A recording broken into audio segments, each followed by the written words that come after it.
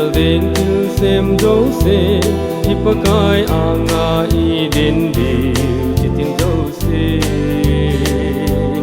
alal ko na ma anga chun chitin nam tin hung ki khom ding akisel jong hung lo hel ding chun ni ding le hung ki khel ding hey hung ki khel ding ikigin lâu ta ông ba pa hung ki khel ding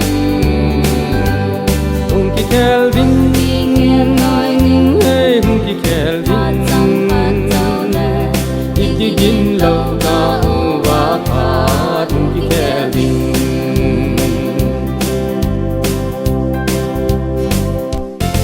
ikigin pa tu ahi adin ni hem anga jo koi mit phet ka lo wa hung jong ding pakai ni ko ikin singa te ho chu apui to ding van me ko nga aton sot lo pi na mon chu lung ta bin te hung ki khel ding hey hung ki khel ding ikigin lâu ta ông ba pa hung ki khel ding hung ki khel ding hey hung ki khel ding ikigin lâu ta ông ba pa hung ki khel ding